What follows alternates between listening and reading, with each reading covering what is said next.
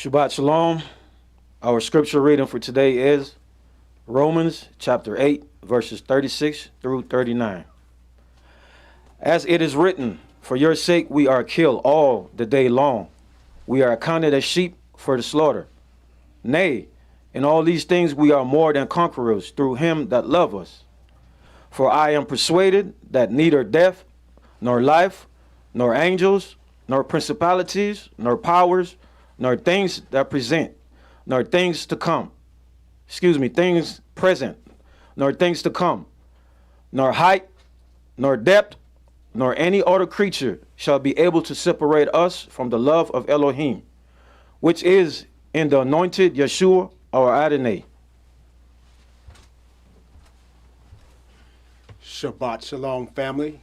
Our selection today, More Than Conquerors.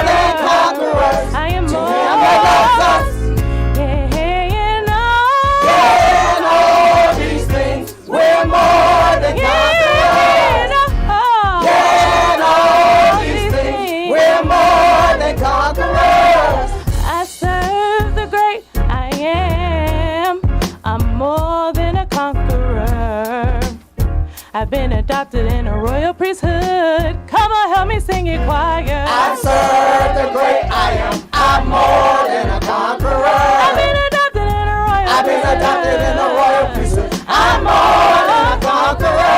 Oh, I'm more than a conqueror. I'm more than a conqueror. I'm more than a conqueror. I'm more than a conqueror. I'm more than a conqueror. I'm more than a conqueror. I'm more than a conqueror. I'm more than a conqueror. I've got the shield of faith. I got the shield of faith. I've got the shield of faith. I got the shield of faith. I've got the shield of faith. I got the shield of faith. I've got the shield of faith. I got the shield of faith. I've got the sword of the spirit. I got the sword of the spirit. I've got the sword of the spirit. I got the sword of the spirit. I've got the sword of the spirit. I got the sword of the spirit. I've got the sword of the spirit. I got the sword of the spirit. And I'm fighting for my life. And I'm fighting for my life. And I'm fighting for my life. And I'm fighting for my life. And I'm fighting for my life. And I'm fighting for my life. And I'm fighting for my life. And I'm fighting for my life.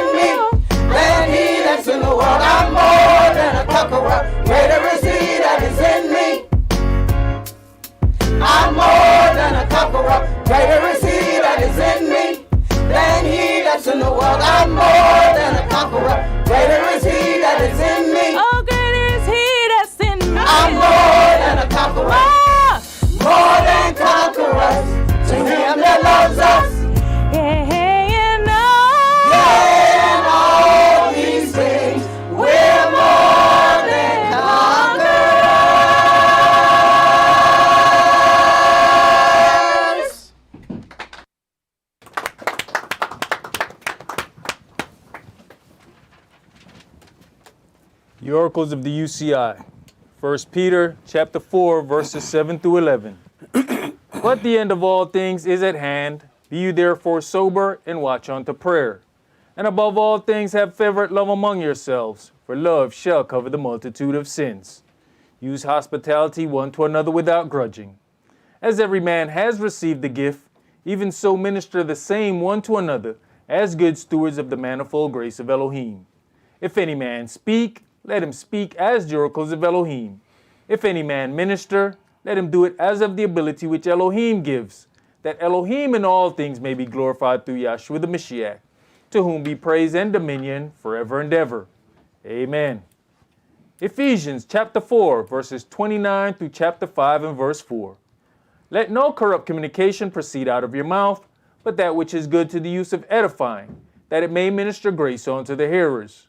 And grieve not the Holy Spirit of Elohim, whereby you're sealed until the day of redemption. Let all bitterness and wrath and anger and clamor and evil speaking be put away from you with all malice. And be you kind one to another, tender-hearted, forgiving one another, even as Elohim, for Yahshua's sake, has forgiven you. Be you therefore followers of Elohim, as their children, and walk in love, as the Mashiach also have loved us, and has given himself for us an offering and sacrifice to Elohim for a sweet-smelling savor. But fornication, and all uncleanness, or covetousness, let it not be once named among you as becomes saints. Neither filthiness, nor foolish talking, nor jesting, which are not convenient, but rather given of thanks. Ecclesiastes chapter 5, verses 1 and 2. Keep your foot when you go to the house of Elohim, and be more ready to hear than to give the sacrifice of fools, for they consider not that they do evil. Be not rash with your mouth, and let not your heart be hasty to utter anything before Elohim. For Elohim is in heaven, and you upon earth, therefore let your words be few. Exodus chapter 23, verses 20 and 21. Behold, I send an angel before you to keep you in the way, and to bring you into the place which I have prepared. Beware of him and obey his voice. Provoke him not, for he will not pardon your transgressions, for my name is in him. Revelations chapter 3, verses 20 through 22. Behold, I stand at the door and knock. If any man hear my voice and open the door, I will come in to him and will sup with him and he with me. To him that overcomes will I grant to sit with me in my throne, even as I have also overcame and am sat down with my Father in his throne. He that has an ear, let him hear what the Spirit saith unto the churches. All right, Shabbat Shalom. Shabbat Shalom. Which is peace on Yahweh's holy Sabbath day. Welcome to another holy convocation that Yahweh has enjoined unto us. And it is a beautiful thing that Yahweh has given us understanding, so that as everybody else, even most of our families and co-workers, they are preparing for a make-believe mystical creature to appear in their living rooms and give them gifts. And when we come out of these things, the people are so upset that we have the truth, that they accuse you of doing something wrong. When you realize that this is a lie, they then say, well, you're spoiling it for the kids. Don't tell them the truth. Yet when the kids get caught lying to the parents, we then want to ask, well, where did you learn this? I learned it from you. You taught me how to lie. You taught me how to disguise the lie. You had props for the lie. You put out milk and cookies and then ate the cookies and told me that mystical creature came in here and did it. So when the parents is missing some money and the car was gone and it got wrecked, and when you said a mystical creature came down the chimney, he ate the cookies, drank the milk, stole the money out your purse, took the car and wrecked it, why are you upset with said kid? He learned that from you. See, we have to make sure that we don't then turn around and blame them for the things that they learn by watching us.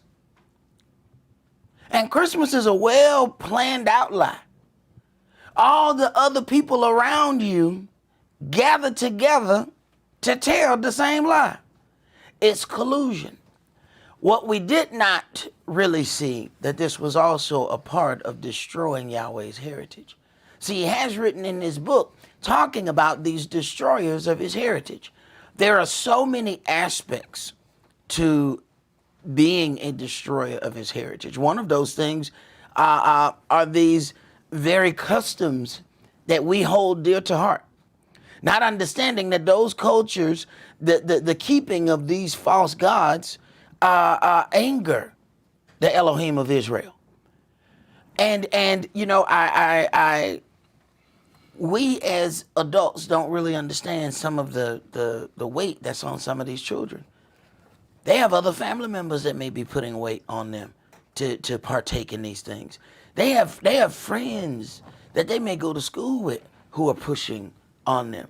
And we must even we must remember that, you know, hey, we're adults. You know, there are children that are going through some things, and we have to think about when we were young what peer pressure was like. Well, they're getting peer pressure on strange things that we wouldn't even consider. So we have to keep that into consideration, even as you might see a kid do something and you say, you know what, I know you know better than that. But then you got to understand the kind of weight that some of these children are on, especially if it's a situation where it's a divided household and one parent teaches the word and the other parent teaches against the word. So we have to, you know, take that into consideration when we're dealing with one another. So we're going to begin today's sermon in Proverbs chapter 7. And I want to thank everybody who came out to celebrate with me becoming an elder, my 50th birthday. It was absolutely wonderful. You know, yeah, I guess Yahweh decided, you know, my family had them a nice little place. They done rented out, and they going to do all of these things. Yahweh said, no. You're going to party at my place. But I mean, what? When you get down into the word, what he said, bring all your things. He said, bring the best of your liquors, and come and celebrate in my house. Now, see, we you know, newfound folk. Wait a minute now. Wait a minute. But see, there's order to how things are to be done. We're not going to be all hanging out in the street. We're not going to do all of those things. But Yahweh said, your glorious, your feast days, the times of happiness is supposed to be in my house. So as we got ready to go somewhere else, they got telephone poles and transformers laying on the ground. Ain't no power for blocks. Y'all said, no. I know where you can go. I told you what Yahweh do. He leads you to a four-way stop. Block off 3 streets. And then say, the choice is yours. Yahweh, there's 3 streets blocked in a 4-way intersection. Yahweh, I don't think I have no choice. Good choice. That's how you do you. See, you have to learn how Yahweh do you. When you get to that 4-way stop and 3 streets blocked, come on. But what we looking for somebody, some mystical creature to show up in the 1 street that's left. It ain't but 1 street that's left. But we want a mystical creature to show up in that 1 street. Come, my son.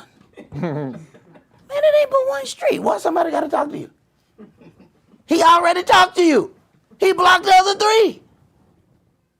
So, you know, there are things that you have to learn how to thank Yahweh for, even when the plans that you had didn't go the way you planned them. It was always his plan. I mean, he lets you plan it. You know, he's like, yeah, but that's not where you're going to be. But go ahead, though. Set that up. That's nice. That's nice. Go on in there and walk around. That is nice. That is really nice. Yeah, but they're going to give you your money back by 12:30. Go ahead, brother. Let's begin Proverbs chapter 7, and we're going to start that at verse 1. My son, Keep my words and lay up my commandments with you. Keep my commandments and live, and my law as the apple of your eye. Uh-huh. Bind them upon your fingers, write them upon the table of your heart. Write them upon the table of your heart. See, our people, especially once we come into this word, we're taking all of these things literally. So you have a large amount of Hebrews that don't believe that you are walking in culture if you don't have fringes everywhere. But from the beginning, the whole purpose of the fringe was to remind you to keep the law. If I have been in this word 20 years and I can't remember where my house is and who I'm married to, the fringe not gonna help me. Because after 20 years, if I ain't figured it out now, it ain't in my heart to keep any of that. This is the whole part about let it be written on the table of your heart. If it's in the table of your heart, I don't need to see a fringe to remind me to do what I'm supposed to do. Go ahead. Say unto wisdom, you are my sister, and call understanding your kinswoman, that they may keep you from the strange woman, from the stranger which flatters with her words. Right. And this strange woman is strange doctrine. This is the strange woman that we fornicate with. You have people who fornicate with other doctrine that we don't even believe in. We don't know a darn thing about St. Patrick's Day or Ireland or anything. Let that day come around. We in all green. Some of us have a leprechaun suit, walk around. A sister done changed her purse to a pot, and she's walking around with a pot, with the ugliest clog high heels you ever seen in your life. Sister, do you even know what Ireland looked like? We don't know anything about it. But the strange woman will convince us to fornicate with her. Because understand what our God looks at that as. Are you spiritually fornicating? Well, I didn't get that to you. Why are you dressed like that? But so we can fit in with everybody else. Go ahead. For at the window of my house I looked through my casement, and beheld among the simple ones, I discerned among the youths, a young man void of understanding, passing through the street near her corner, and he went the way to her house. All right, a young man. So what do? They come and give these teachings to our babies. When it come time for their things taken, they give our babies little coloring things. I want you to color the Indian, or then they color the turkey. And then this is Pilgrim, it's Thanksgiving. Now, boom, it's being pushed into your baby's head. What they do? Find a young man void of understanding. This is how they push the doctrine. Whether you like it or not, you go to Target, you coming home with some bags that's got Santa Claus on it. They're pushing that doctrine into what? The young man void of understanding. Go ahead. In the twilight and the evening, in the black and dark night. And behold, there met him a woman with the attire of an harlot and subtle of heart. Right. And as we deal with this situation of being in the Word, we have to understand something. How are we going to deal with things? It says, there met him a woman with the attire of an harlot. If you talk to your woman about walking in culture, but then the woman with the attire of the harlot keep getting your attention, you sending mixed signals to her.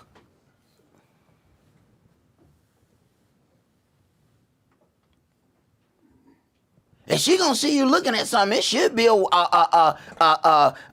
culturally dressed woman. Say, look at how nice she looks. That ain't what we get caught looking at.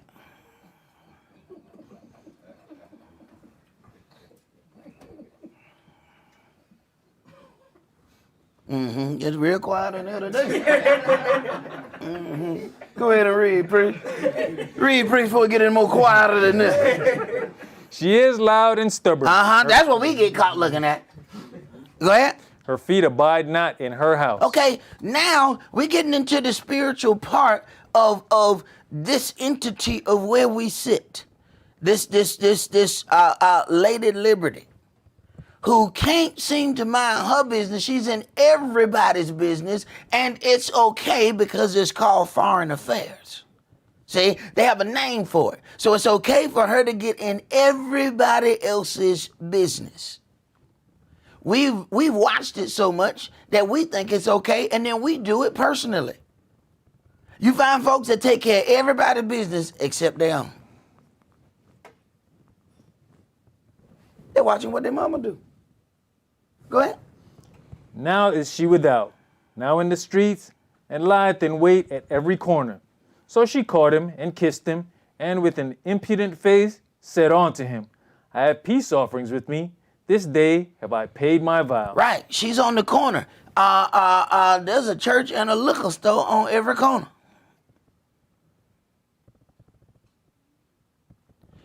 If you ain't careful, both of them will lead you down the wrong path. What kind of doctrine are you getting at that corner? It said she spoke unto him. She kissed him. She came real slick. Talk about love. We get into this book. We found out love is the keeping of these commandments. That's not the love that they told us when they invited us to come on in. They never mentioned anything about the commandments. They told us love was being nice and talking softly.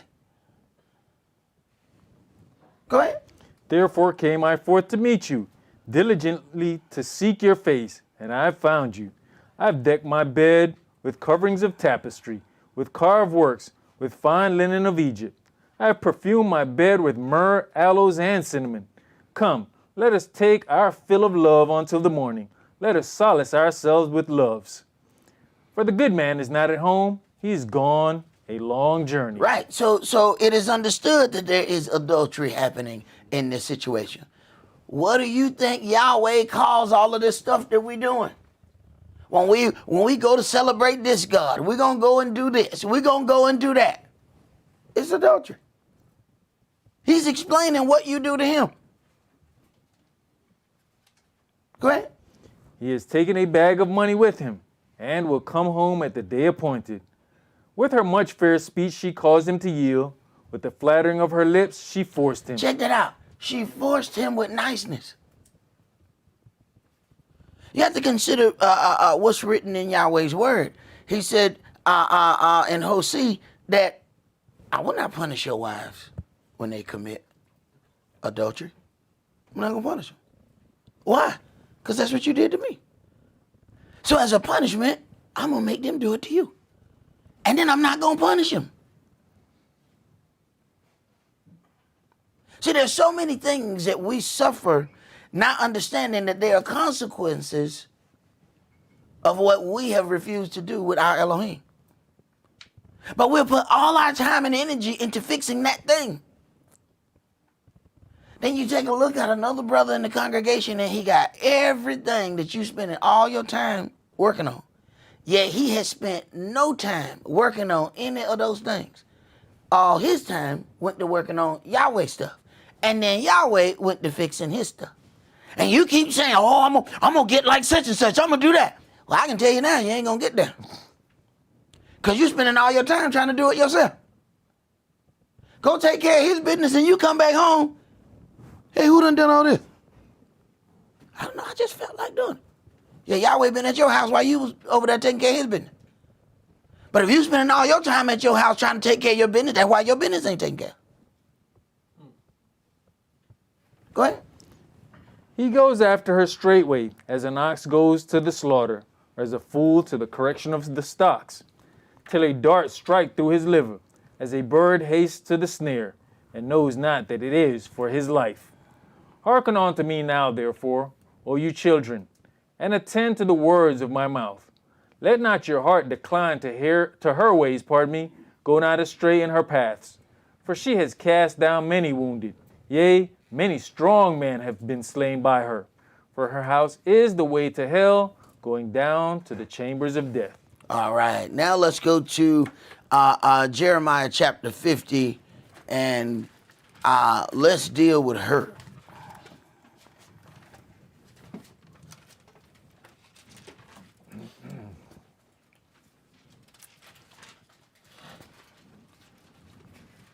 A lot of things are starting to come to light for a reason. There is a system of things that have to be uncovered. You know, America has made some serious statements. When you get down to, I don't think people have missed this, that America decided to leave the Gentile man accused of spying in Russian prison, but go get the LGBTQ basketball black woman. Oh, don't think these people done missed that. Don't think they done missed that. They are highly upset. What do you mean? You gonna look, and then the guy who they wouldn't get looked like a stockbroker looking dude. And then you got a manly looking woman who you went and got. But if you look at one of them bitches, you can't figure out if that, depending on how she's standing, you might look and be like, man, that's a big old man. Oh, that's not a man. So they left him to go get her. Then announced their new LGBTQ law. Quite interesting, isn't it? Okay. Jeremiah chapter 15, let's start that at verse 1. The word that Yahweh spake against Babylon and against the land of the Chaldeans by Jeremiah the prophet. Declare you among the nations, and publish and set up a standard. Publish and conceal not. Say, Babylon is taken, Bel is confounded, Murdoch is broken in pieces. Her idols are confounded, her images are broken in pieces. For out of the north there comes up a nation against her, which shall make her land desolate, and none shall dwell therein. They shall remove, they shall depart, both man and beast. In those days and in that time, says Yahweh, the children of Israel shall come, they and the children of Yehudah together, going and weeping. They shall go and seek Yahweh their Elohim. Okay, so as we understand, we a lot of times people get stuck on the physical Iraq and start talking about Babylon. But we have to understand this whole image that was given, and how this image and how this Babylon was going to systematically rule the whole earth until it was broken and then taken over by the saints. So as you get to these things and you start reading, you see that the children of Israel are not released until the destruction of this beast. Yet the beast still roams, and people are walking around talking about they are the children of Israel and in the land and have an economic system, an army, all of that. So either Yahweh lying or they're lying. Those are the only two options we have. If it's anti-Semitic, then Yahweh must be anti-Semitic, because I'm looking at this book and something is not adding up. Go ahead. They shall ask the way to Zion with their faces thitherward. How they gonna ask the way to Zion if they already there? How they gonna ask that? You ever had somebody walk up to you, excuse me, brother, I'm trying to find Stone Mountain. You in it?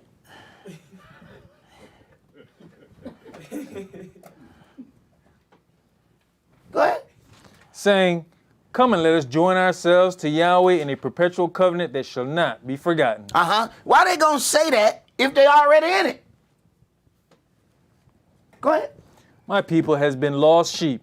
Their shepherds have caused them to go astray. They said they not lost. They've been there for generations. They said we always been here. Go ahead. They have turned them away on the mountains. They have gone from mountain to hill.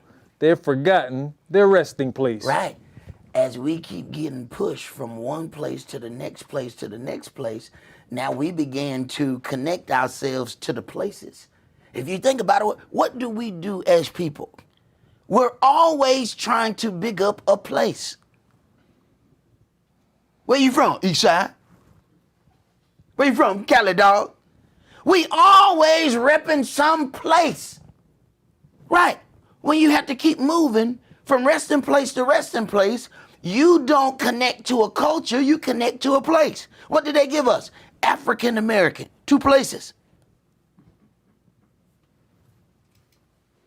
These other people have a culture. We connecting to places. And all we end up doing is connecting to the last place we came from. Go ahead. All that found them have devoured them, and their adversaries said, we offend not, because they have sinned against Yahweh, the habitation of justice, even Yahweh, the hope of their fathers. Remove out of the midst of Babylon, and go forth out of the land of the Chaldeans, and be as the he-goats before the flocks. For lo, I will raise and cause to come up against Babylon an assembly of great nations from the north country, and they shall set themselves in array against her. From thence she shall be taken. Their arrows shall be as of a mighty expert man. None shall return in vain. Right, nothing is going to miss. See, when Yahweh says your time is up, it doesn't matter how long you've been ruling, it doesn't matter how long you've been conquering. When that time ends, it is over. Go ahead. And Chaldea shall be a spoil. All that spoil her shall be satisfied, says Yahweh. Because you were glad, because you rejoiced, O you destroyers of mine heritage. Now, all you destroyers of mine heritage, he said, no, you were glad and happy about what you have done. But what Yahweh is also doing is systematically allowing her to be destroyed with her own devices that she has devised. And she's so drunk with power, she don't even see that she's poisoning herself. Go ahead. Because you are grown fat as the heifer at grass, and bellow as bulls. Your mother shall be sore confounded. Who is her mother? Great Britain. Great Britain. But then you see how the mama use her. And some of these things that we're going to read, you're going to see the great amount of money that America puts into, the world projects. Please don't fool yourself. Britain is way richer than America. Please do not fool yourself. They just buy different things with their money. Nobody who has 50 crowns is equal to this little country over here. These people have been conquering all over the earth for generations. The money they got is amazing. You ain't gonna find that on Forbes list. They got money you can't count. They got money that people are not allowed to count. Go ahead. She that bare you shall be ashamed. Behold, the hindermost of the nations shall be a wilderness, a dry land, and a desert. Because of the anger of Yahweh it shall not be inhabited, but it shall be wholly desolate. Everyone that goes by Babylon shall be astonished and hiss at all her plagues. Right, so we understand that this is not talking about old Babylon. People still live there. Now we are in the generation of atomic weapons, where nuclear weapons cause some issues that, they're not going to be fixed in the next 200-300 years. Chernobyl was an accident. They still can't go in it. You have any idea how long ago Chernobyl, accident. It wasn't an intentional nuclear blast. It was an accident. They still can't go in it. Bricked all around, whole area. It's a vast wilderness. So when he starts saying it's going to be uninhabited, yet the animals there. The animals can live with radiation. Men cannot. That's what's in Chernobyl now. It's like going to an African safari. Animals everywhere. They hunting each other. They doing their own thing in what used to be a city. Go ahead. Put yourselves in array against Babylon round about. All you that bend the bow, shoot at her. Spare no arrows. For she has sinned against Yahweh. Shout against her round about. She has given her hand, her foundations are fallen, her walls are thrown down. For it is the vengeance of Yahweh. Take vengeance upon her, as she has done, do unto her. This is why we are so hated as a people. You know, people say, well, you know, the Hispanics come over here and they get together and they do all of these things. The Asians have come over here and they've gotten together. They've done all these things. What's wrong with your people? You see how this whole part about do unto her, take vengeance upon her as she has done, do unto her? Well, America know what she did to you. She didn't do that to the Hispanics. She didn't do that to the Asians. What she has done to you, she has not done to anybody. So the one she's watching the most is you. Why? Because she knew what she did to you. And her greatest fear is that you're going to find out what all she did to you. This is why they had the 1619 project. They watch how they do things. This amazing book was put together that put all of these things in one place. They passed laws to ban that book to make sure that that book would never get into schools. So that your learning will be curved. You want to learn this, you got to go somewhere else. You're not going to be able to do this in the school. But they can teach his story in there. Some of the very people that they tell us are heroes. You have to go somewhere else. And, you know, it'll be like at the bottom of the page. You know, oh, by the way, he had 50 slaves. Wait a minute, wait. He's a hero, but he had slaves. I mean, he had them. They just like cut grass and stuff.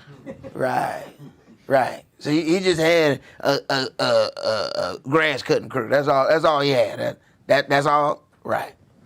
Go ahead. Cut off the sword from Babylon, and him that handles the sickle in the time of harvest. For fear of the oppressing sword, they shall turn everyone to his people, and they shall flee everyone to his own land. So then we know that this place is built up of people who are all from somewhere else.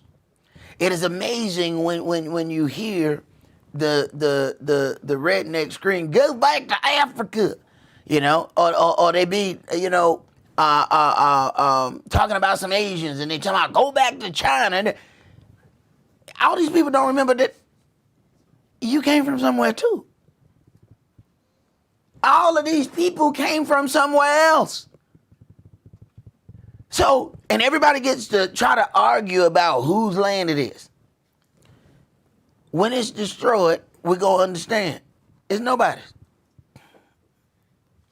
He's not destroying anybody's home. He said, I created earth for man to inhabit it. How can he say that if he destroys a land? Easy. I didn't tell nobody to live there. I didn't tell you to live there, you moved there. I didn't tell you to go over there. It was your decision. That's not a land that I gave to people. I know where this family lived, that family, that family, that family. Y'all decided y'all want to conquer the earth. So y'all start going over from place to place looking for things that you could conquer. So much, in fact, you was in the wrong place, thought you was in India, so these people are forever known as Indians. They wasn't in India. Those not Indians. But the push is so strong, even the Indians call themselves Indians. Mm-hmm. We all know it was a mistake. So if he does cause something to happen, he hasn't harmed anybody's land. What he's done is force everybody to go back home. Which is exactly what he said. You're going to go back home. Now, the Euro Gentiles, if you get close enough to them, go in their house, you're going to see they got crests on the wall, a lot of them. It's denoting their whole family heritage. All else fails, they have an idea of where they're going to have to go. By giving us African American, we're just trying to go back to a continent. Now we got 50 multiple choice answers to that question. Go ahead.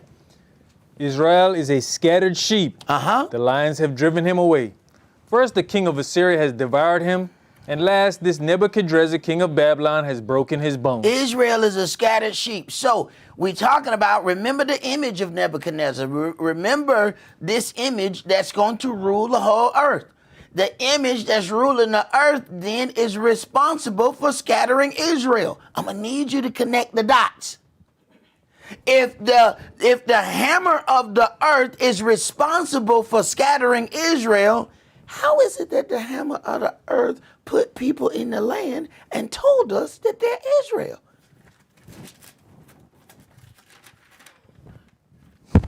Is this thing on? How is that possible? Right. Right. Therefore, thus says Yahweh of hosts, the El of Israel, behold, I'll punish the king of Babylon and his land, as I have punished the king of Assyria. And I'll bring Israel again to his habitation. I am going to bring Israel into his habitation. Not some other country is going to go and get my glory and do my job. No, I'm going to bring this upon Israel. Ain't no country going to do my job. He said, I will not give my glory unto another. Go ahead. And he shall feed on Carmel and Bashan, and his soul shall be satisfied upon Mount Ephraim and Gilead. In those days and in that time, says Yahweh, the lawlessness of Israel shall be sought for, and there shall be none. Now, wait a minute. Stop. There ain't no way you going to tell me that that's happening now. Israel already in the land. They got a bigger gay pride festival than what goes on here. It says, I shall look for lawlessness, and I won't even be able to find it. Only way that's happening is somebody blind. Because that sure ain't happening now. Some of the nastiest form of martial arts is practiced in Israel. When you talk about some of seeking for lawlessness and can't find none, man, them fighting the Palestinians is like your uncle fighting you when you was little. Well, you just scream and you swinging and he just hold your head. And you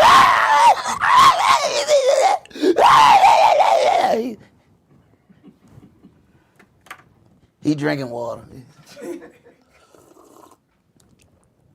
He ain't even fight. He just holding your head, just slanging you, just let you tire yourself out and then just throw you on the ground.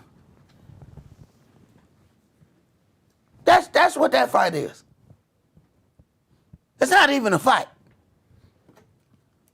Because they de-arm them people as they continually give more arms to Israel. And they're getting the absolute best weapons, and you pay for it. You didn't see that on your check? They didn't give you no receipt? Yeah, we all pay for it. So as the Palestinians are sneaking up, Israel got the best satellite imaging, and they like, yeah, there they go right there. They let them get on closer, act like they don't see them, and there they go right there. And we pay for that. But we don't have the ability to speak out against it, which we're going to get to that a little later. Go ahead. And the sins of Yehuda, and they shall not be found, for I'll pardon them whom I reserve. Whom I reserve. So people can play this game of trying to jump in, and this is what you have toward the end of a movement when they see that the tide is changing. All of a sudden, everybody want to jump in this thing and act like they've been doing it. Oh, I've been Israelite. I've been knowing that we Israel. I've been in. Right. They think they're gonna fool Yahweh. You're not gonna fool Yahweh. He know who put in work when it wasn't profitable. My elder started teaching at the Waffle House.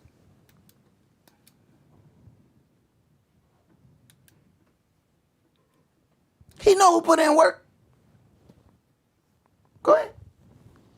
Go up against the land of Merathaim, even against it. and against the inhabitants of Pequod. And when you talk about this Merathim, you're talking about double bitterness. These people have issues.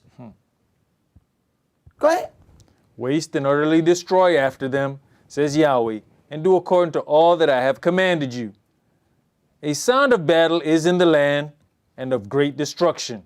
How is the hammer of the whole earth cut asunder and broken? How has Babylon become a desolation among the nations? How is the hammer of the whole earth cut asunder? And hey, come on. We have people here that know their comics more than anything. You know the hammer is a weapon. My kids will tell you about Thor. Come on now. The hammer of the whole earth pushes its agenda. So we're going to pause right there, and I want you to go to this article because we're going to read a few other things because we ended up having a comment in Bible study that we wasn't able to get to about how, do we see some of these things taking place. And in some of those things, you just have to put it in context because sometimes we'll read the scripture and then we'll go read an article, but we're not reading the article right behind the scripture.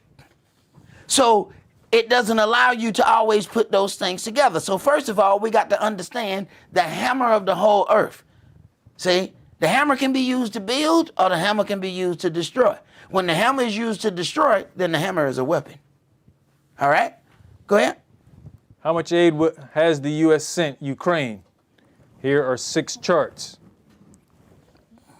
We going with this paper? This one is going to be the same one that's in the first one. Okay. Yeah.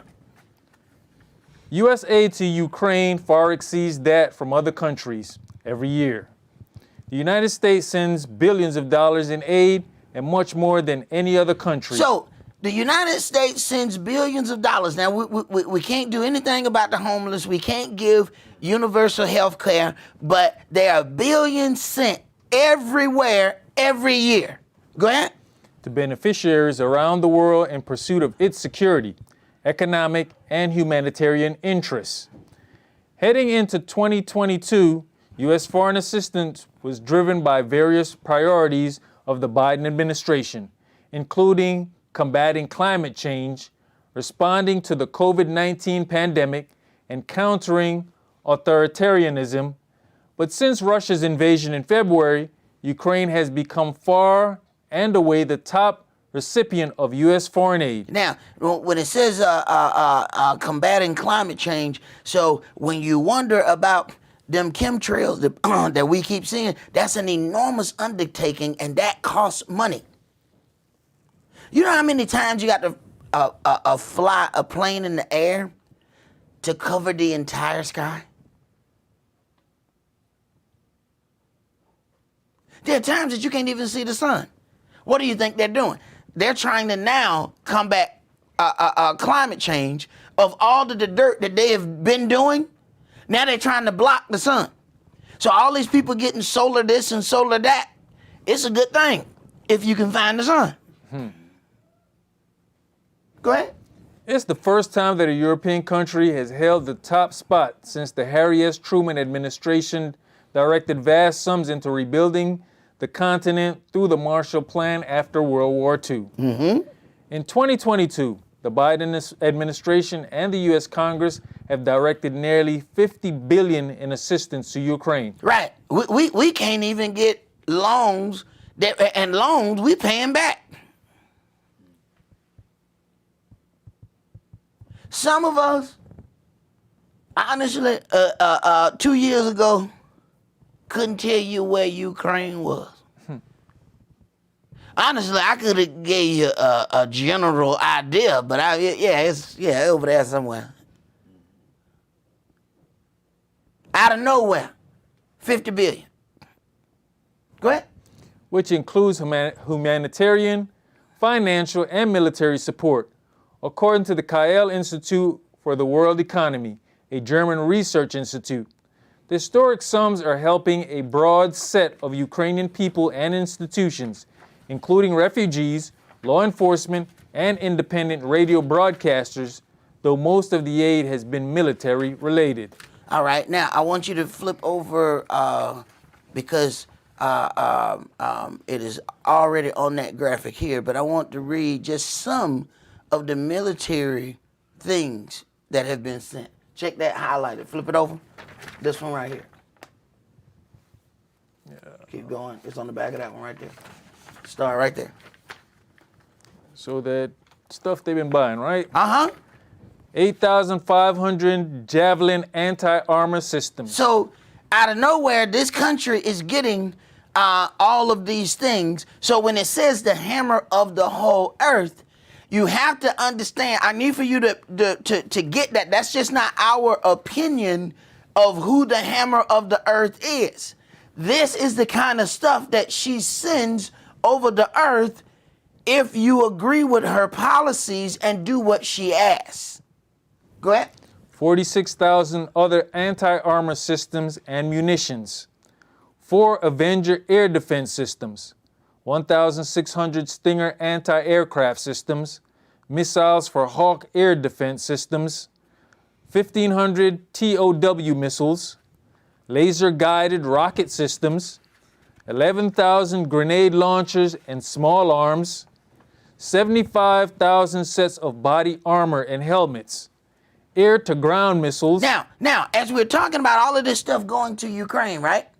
There's this situation where they did a whole lot of things in Afghanistan, and then when Afghanistan's situation didn't work out, you know they ended up with all that weaponry that we sent over there, right? Now, I need you to hear all of this that's happening, all right? Hey, man, push that brother right there. Hey, man, maybe you need to take that hat off or something. You're a little bit too comfortable. Sit up. You got to consider if something goes on, all of this stuff then falls in these people's hands, whoever wins this situation. And some of it is falling in other hands if they just win certain little battles. Okay? Go ahead. Thousands of night vision devices, surveillance systems, thousands of night vision devices, surveillance systems, thermal imagery systems, optics, and laser rangefinders. Now understand, now this is what they just sent to Ukraine. Understand, now Israel been getting all this kind of stuff. And they fighting against people who throwing rocks and homemade rockets. But they got imagery. They sitting there looking at them sneak in the dark. They think we don't see them. We see them right there. Let them get closer. That way we can shoot more. Go ahead. High-speed anti-radiation missiles, known as HARM, C4 and other explosives, 20 Mi-17 helicopters, M1AI Claymore mines, 700 Switchblade drones, 1,800 Phoenix Ghost drones. Now, and this is just some of the things. We're skipping over. We're not even reading all of this stuff. Go ahead. Chemical, biological, radiological, and nuclear protective equipment, surveillance drones, 15 Scan Eagle unmanned aerial systems. Okay, so that's just some of the things that are being sent there. Go to the front of that one. 58 coastal and riverine patrol boats, 45 T-72B tanks via the Czech Republic, 200 M113 armed personnel carriers. So then, personnel carriers. Those tanks, then they buying them from the Czech Republic to give to them. Go ahead. 250 M1117 armored security vehicles, 4 satellite communications antennas, 100 armed medical treatment vehicles, 298 tactical vehicles, 100 light tactical vehicles. All right, so that's as far as I want to go right there. So when you hear the statement about the hammer of the whole earth, understand how she deals in weaponry to solve the conflicts that you may not even know that she's in. See? So then all of this stuff is sent to sway the balances so that it works in their favor. So now I want to read another article. This is Israel, Gaza, and how much money does Israel get from the U.S.? So we're talking in the small time, it's already been 50 billion sent to Ukraine. All right? That's 50 billion in about a year and a half, 2 years. All right?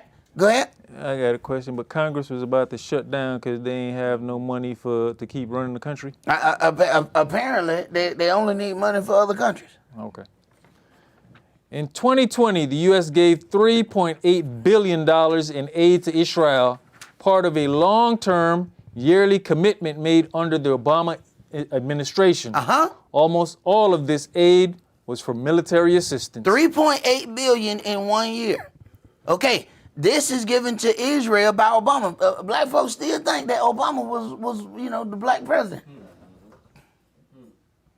So he made sure that they got 3.8 billion, and actually he has jumped up in making sure that they're getting even more money, while we, on the other hand, are still in prison from bad policies. And people keep thinking that he helped us. I'm still trying to figure out where did we get this help? So Biden did this LGBT thing. Didn't Obama do one too? So when people said he helped us, I have to assume he must be LGBTQ. Because that's only us I see consistently that they're helping. Because I sure don't see it here. But 3.8 billion goes to Israel now yearly. So in 10 years, they get $40 billion. Go ahead. The thing that Biden did, wasn't that to solidify that they couldn't reverse change it. what Right. Obama did? Right. So or they can't go back and do the problem with the Roe v. Wade and all that. Said, no, y'all are solid. Right. Out of all the problems, this is what you spend your time on. Go ahead. This support came as part of an agreement signed by former President Barack Obama in 2016 for an overall package of $38 billion in military aid over the decade 2017 through 2028. All right, so he made sure that they were going to give $40 billion. So basically, Israel got a $40 billion contract, of which they really don't have to do anything for it. They can treat America any old kind of way and still get this money. Go to the next graphic. How has Israel used U.S. money? Over the years, U.S. aid has helped Israel develop one of the most advanced militaries in the world, with the funds allowing them to purchase sophisticated military equipment from the U.S. Now, right now, you guys should be looking at the graphic of Israel's 1967 attack on the USS Liberty, where they knew they were attacking an American ship, did it, and America did nothing. There are soldiers, we talking Gentiles, who are highly upset that their comrades were killed and America did nothing.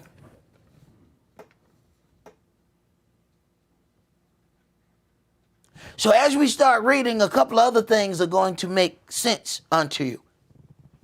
They caught radio communications of them talking.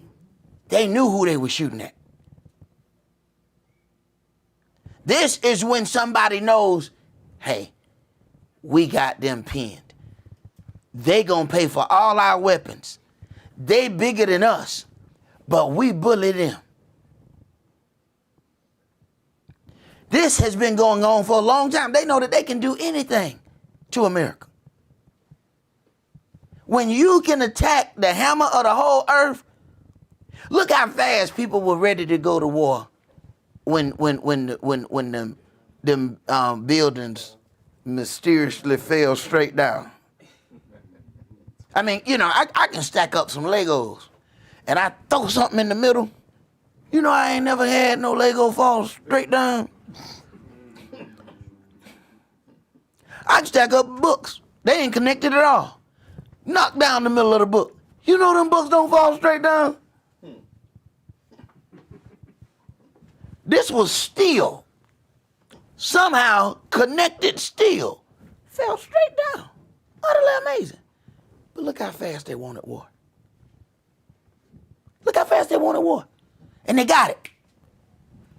Yet Israel can attack your army ship and nobody does anything. Matter of fact, even hides it from the rest of your people. Okay, go ahead. I just read something here that I was pondering, which don't make no sense to me. Maybe y'all can help me. It says, over the years, U.S. aid has helped Israel develop one of the most advanced militaries in the world, with the funds allowing them to purchase sophisticated military equipment from the U.S. Ain't that funny? Ain't that funny? So I'm going to give you money, and you're going to take my money and come back and buy my weapons. Yeah. Why don't I just give you the weapons? Well, see, you also have independent companies who make weapons. So understand, you have Boeing who make aircraft. Okay, so they're going to give them the money. They then bring their money right over here, go to Boeing and buy the airplane. I'll buy it for you. You see what I'm saying? So that way, everybody getting money. The money staying in everybody getting money except us. Go ahead. For example, Israel has purchased 50 F-35 combat aircraft, which can be used for missile attacks. 27 of the aircraft have so far been delivered, costing around $100 million each. Last year, Israel also bought 8 KC-46A Boeing Pegasus aircraft for an estimated $2.4 billion. Right. Now, and all this, the people that they're fighting got sticks. So they are preparing themselves for life without America. And America don't see it.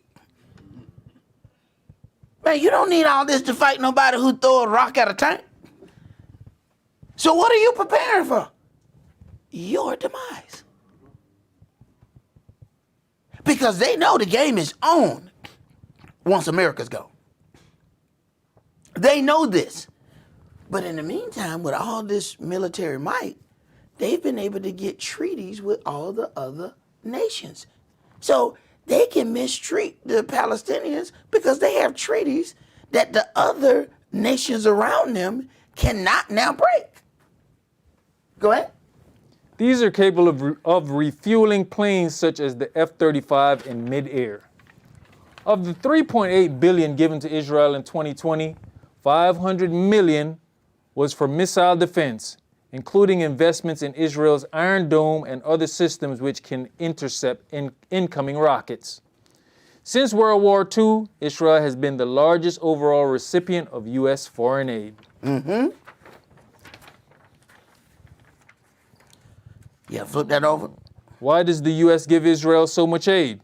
There are a number of reasons why the U.S. gives so much aid to Israel, including historic commitments dating back to U.S. support of the creation of the Jewish state in 1948. I need you to sit there and ponder on that for a minute. I need you to listen. This is their writing here, all right? The creation of the Jewish state, all right? See, everybody know this except us. See, you go and talk to somebody who look like us and they'll start telling you of, for thousands of years, the Jews have been over there in that land and fighting for their independence. The creation of the Jewish state by America and Great Britain. So when Yahweh said, these destroyers of my heritage, you have to then consider something. So wait a minute. You are imprisoning the real children of Israel while giving money and land to those who are not. So you're a double destroyer of my heritage. So then when it said land of Merathaim, which is double bitterness, Do you see the double bitterness in which she provokes? You not only support the stealers of my heritage, you are then oppressing me. So then you have double bitterness going on. See, there's certain words, if you don't slow down and look at what they mean, you don't know how it fits. No. This is double-edged. Go ahead. Moreover, Israel is seen by the U.S. as a crucial ally in the Middle East with shared goals and a mutual commitment to democratic values. The U.S. government's Foreign Assistance Agency says U.S. assistance helps ensure that Israel maintains its qualitative military edge over potential regional threats. All right. So now I want to go back to Jeremiah chapter 50.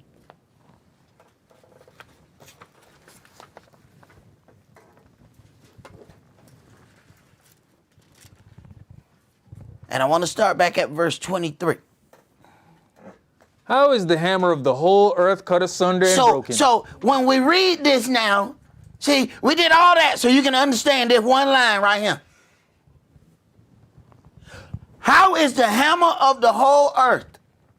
I heard some brothers talking about it not too long ago, talking about that movie, Lord of War. How you have these people, or this individual was going all over the planet selling weapons so that all these wars could be fought. And he's just going from place to place of place. They call him the Lord of War. Sold weapons everywhere. So when you understand that this is just one situation that we read about, this happens repeatedly. And do understand, we're going to have to be cleansed from this. Because some of your money went to buy this too. Oh, I bought a bomb, you bought a bomb. We didn't mean to buy that. But you paid taxes, didn't you? Well, then you've been buying bombs.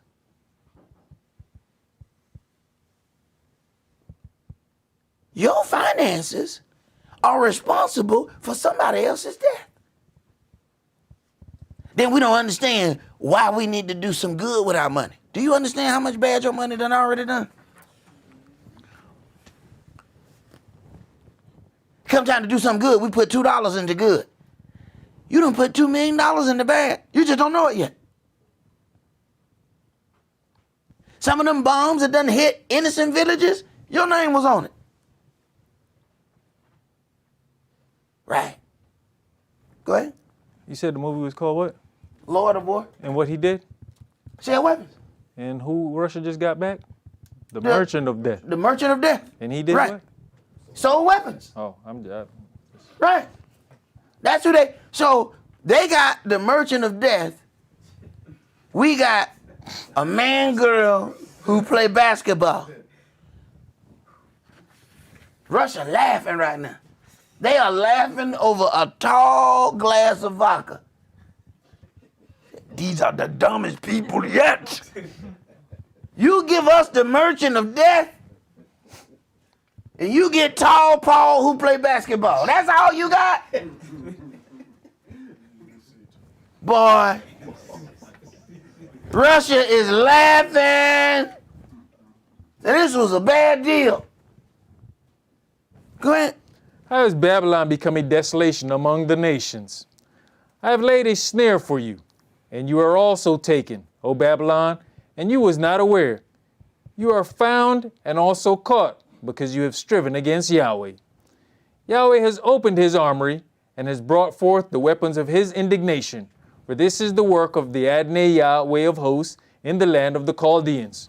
Come against her from the utmost border, open her storehouses, cast her up as heaps, and destroy her utterly. Let nothing of her be left. Slay all her bullocks, let them go down to the slaughter. Woe unto them, for their day is come, the time of their visitation. The voice of them that flee and escape out of the land of Babylon, to declare in Zion the vengeance of Yahweh our Elohim, the vengeance of his temple. Call together the archers against Babylon, all you that bend the bow, camp against it round about. Let none therefore escape. Recompense her according to her work. According to all that she has done, do unto her. Here we go again.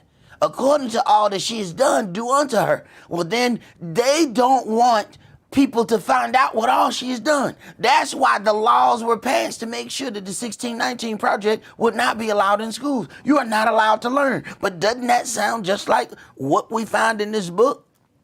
We know that some notable miracles was done by this Messiah, but straightway threatened them that they henceforth teach no more in this name.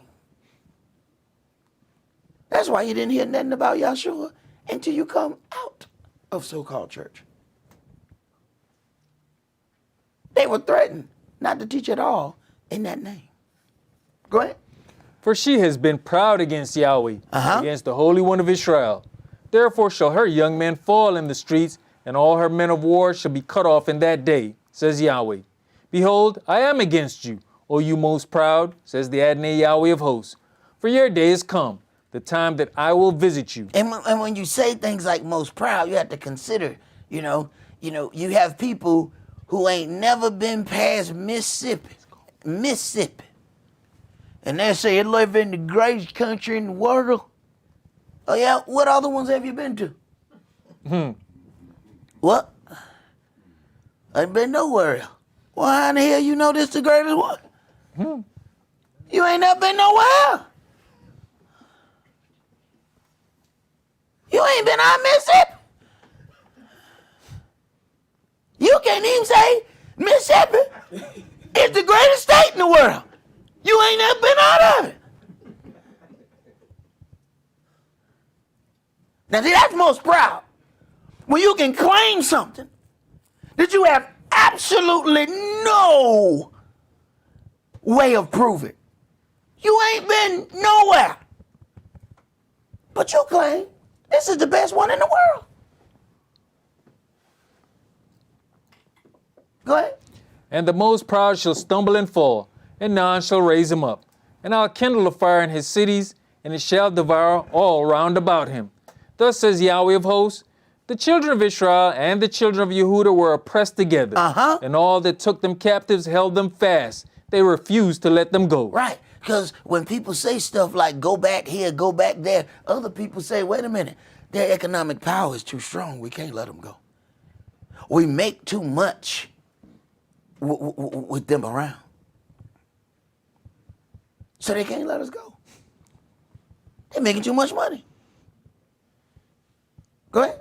Even with that said, in the haste of some companies rush to do stuff, they don't think about the loss. 'Cause I was reading where, Adidas was quick to drop old boy. Now they realize, wait a minute, you know how much money we're about to lose? Right.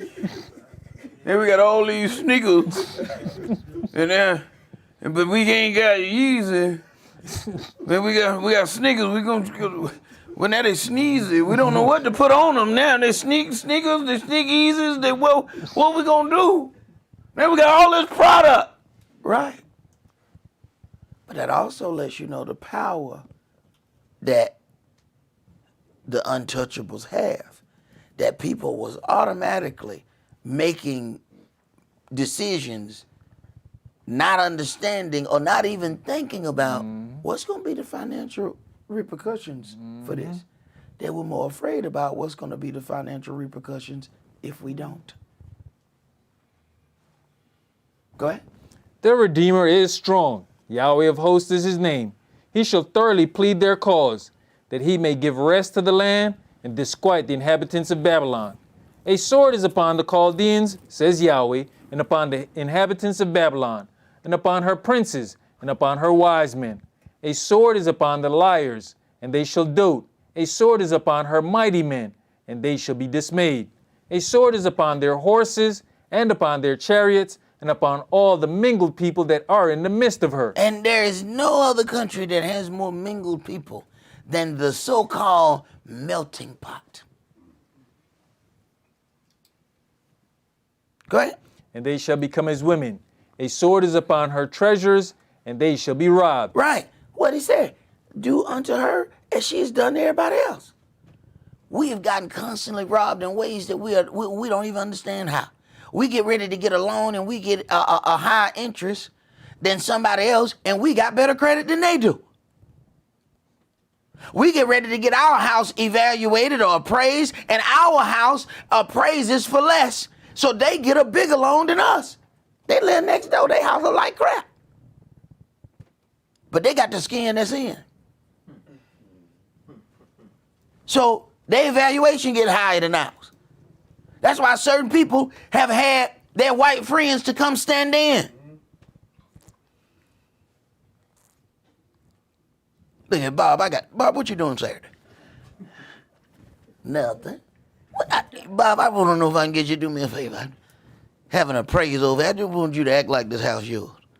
And your white friends, they love coming through for you. You just tell me the date, I tell you what.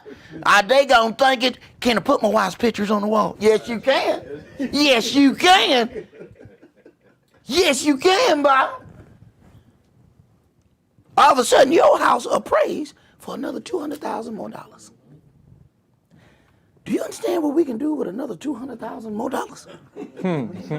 That's just one house. Then keep you at least one Bob. You need to have your Bob. You ain't got a Bob, I advise you to go get you one. Go get you a Bob. Put out. I don't care if you got to put it in the one ass. Is there a Bob anywhere there? Is that a Bob that needs a Pookie? You know what I'm saying? I'll be your Pookie, you be my Bob. What you say, Bob? A good Bob gets you another $200,000 for the same stuff that you already have. You don't need them folks. Just stand here. That's all you need to do. Stand right here. We've been getting robbed. So when Yahweh said, do unto her as she is done, rob her. Do you understand how long we've been getting robbed? They told us them houses in the hood wasn't nothing. Now them houses are $300,000. They used to be shacks. They this big. We've been sitting on that. But they told us it wasn't nothing. What we do? Sell it and run off. Now we can't buy nothing nowhere in the block. We've been robbed. Go ahead. You know, brother, you just mentioned do unto her as she has done, right? Mm-hmm. In verse 37, there's something that you kind of have to look at here.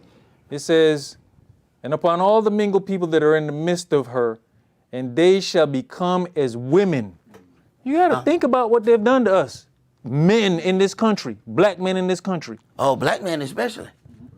Say, our stars can't get a good movie deal unless they put on a dress. And the brothers who refuse to put on a dress get treated really badly. Dave Chappelle wasn't even supposed to survive this. He was supposed to go bankrupt and just go, onto his farm and collect, eggs. He was never supposed to be back. So, oh yeah, that's a good point. They have become women. You look at that and your first thought is, well, that means they scared. No, they really becoming women here. They really coming in and trying to change their original equipment. That's deep. Go ahead. A drought is upon her waters, and they shall be dried up. For it is the land of graven images, and they are mad upon their idols. Therefore the wild beasts of the desert with the wild beasts of the islands shall dwell there, and the owls shall dwell therein, and it shall be no more inhabited forever. We know that never happened in the old Babylon. We know that. So then we know that we're talking about the end of this great image that has ruled the earth for so long. What happens is the Gentiles just keep fighting for ownership of the same rule. It just keeps changing hands, but it's only changing hands among them. So that's when Daniel talks about the Gentiles ruling the world. It will be fought over by them. They have not considered that at the end of their rule, someone other than a Gentile must then rule. That's why the earth is starting to turn upside down. See, it's always a great pivotal change when a different family rules. See, as long as the Africans were ruling, there was a certain type of order on the earth. When the Gentiles then took over from the Africans, from the Hamite family, great change in the earth.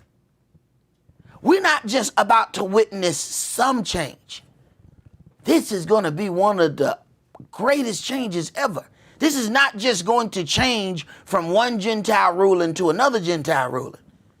Now we're talking about real Shem now. Now you're talking about Shemite rule, which means that other Shemites are going to have power in the earth who are not Israel. See, when Gentiles rule, other Gentiles prosper. Well, when Shemite rule comes, other Shemites are going to prosper. Wouldn't it be unfair for Yahweh to let every family of the son of Noah rule the earth and not allow the Shemites? This is also what begs a big problem with the Jewish state of Israel.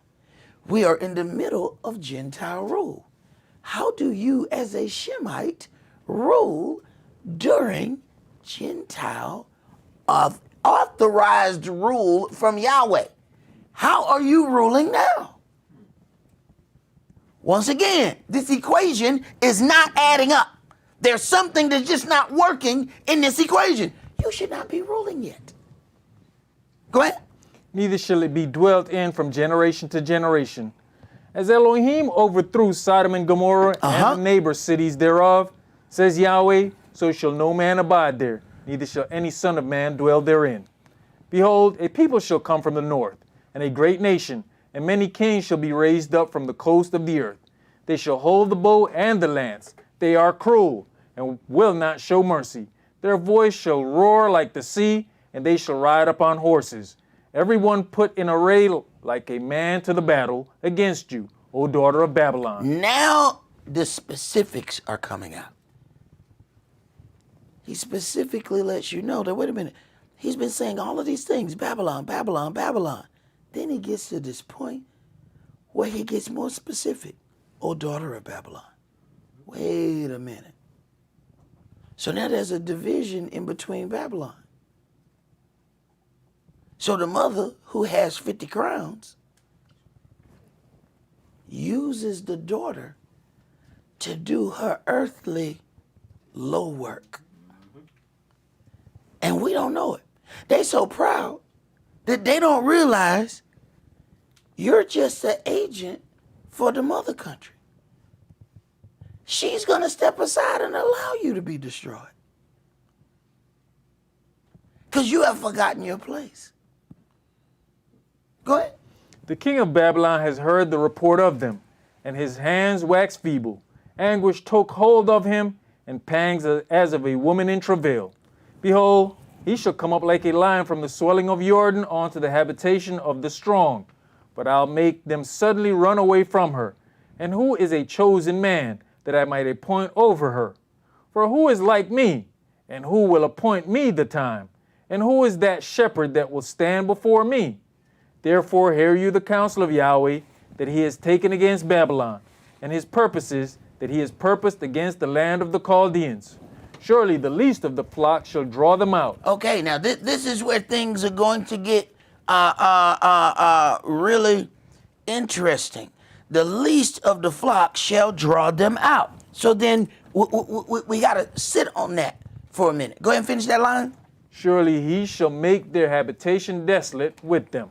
All right. So if we're going to then deal with the least of the flock that is going to draw them out, we then have to consider this little bitty place and people who they have placed in Israel is now drawing them into a major conflict. Now, let's back up. Let's go to Jeremiah 49, and I want you to start that at verse 7.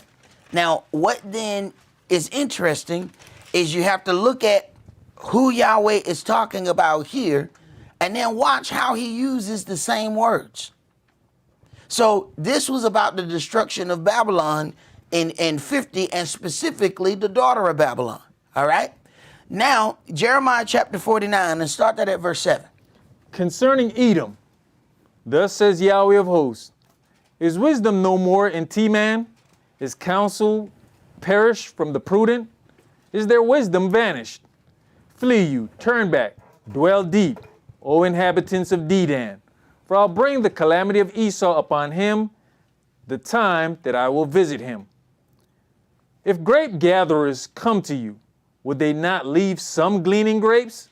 If thieves by night, they will destroy till they have enough. But I have made Esau bare. Understand, Esau is the brother of Yaakov. So we're talking about there's a connection with Israel and Esau. And it was automatically stated from the beginning that they look very different. Go ahead. I have uncovered his secret places, and he shall not be able to hide himself. His seed is spoiled, and his brethren, and his neighbors, and he is not. Leave your fatherless children. I'll preserve them alive, and let your widows trust in me. For thus says Yahweh, behold, they whose judgment was not to drink of the cup have assuredly drunken. And are you he that shall altogether go unpunished? You shall not go unpunished, but you shall surely drink of it.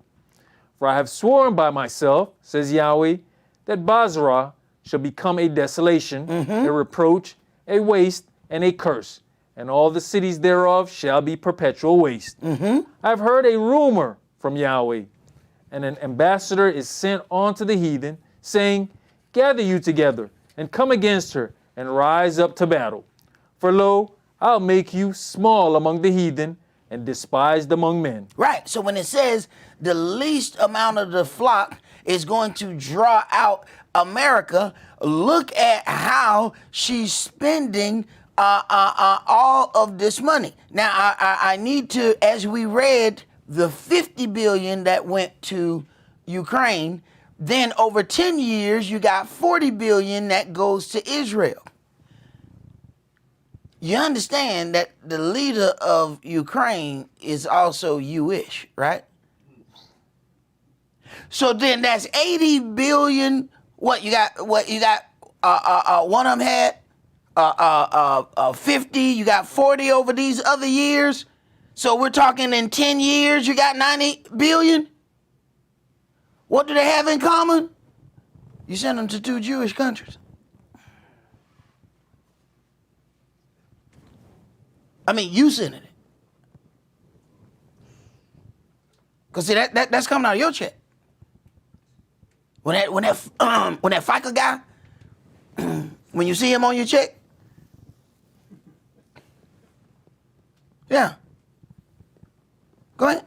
Your turbulence has deceived you, and the pride of your heart, O you that dwelleth in the cleft of the rock, that holdeth the height of the hill. Though you should make your nest as high as the eagle, I'll bring you down from thence, says Yahweh. Also Edom shall be a desolation, everyone that goes by it shall be astonished, and shall hiss at all the plagues thereof.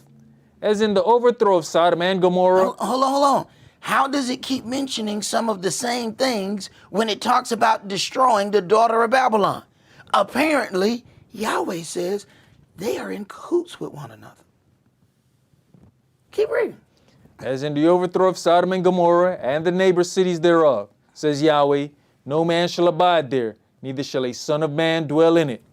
Behold, he shall come up like a lion from the swelling of Jordan against the habitation of the strong. Now understand, even though people want your land, they were already given land. Great. But I will suddenly make him run away from her, and who is a chosen man, that I may appoint over her. For who is like me, and who will appoint me the time? And who is that shepherd that will stand before me? Therefore hear the counsel of Yahweh, that he has taken against Edom, and his purpose, that he has purposed against the inhabitants of Teman. Surely the least of the flock shall draw them out. Surely he shall make their habitations desolate with them. Now wait a minute. He uses the same term, the least of the flock shall draw them out. So Yahweh uses the least of the flock to draw out the daughter of Babylon, then uses the least of the flock to draw out Esau. Esau or Edom, the people who call themselves Jews, understand something. They're fighting against some people who throwing sticks and rocks.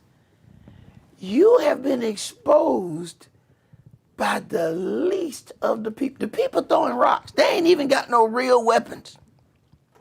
But let me show you how they have gotten exposed, because they don't want people to know what all human rights atrocities are being committed in Israel. And it's drawing them out. Go ahead and finish that. The earth is moved at the noise of their fall. At the cry, the noise thereof was heard in the Red Sea. All right, now listen to you. Listen to what happened. The earth is moved at her fall. That's the same thing that it says when the daughter of Babylon is destroyed. Why does he keep saying the same things with them too? All right, now I want you to read the Israel anti-boycott act.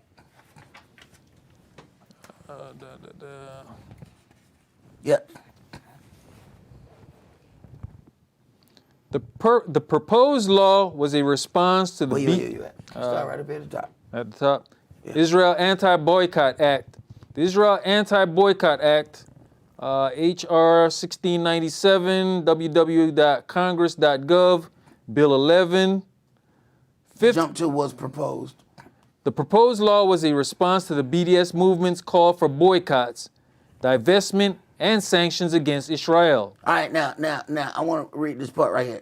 It says, this law was proposed anti-BDS, an amendment to the Export Administration Act of 1979 designed to allow U.S. states to enact laws requiring contractors to sign pledges promising not to boycott any goods from Israel or their contracts would be terminated.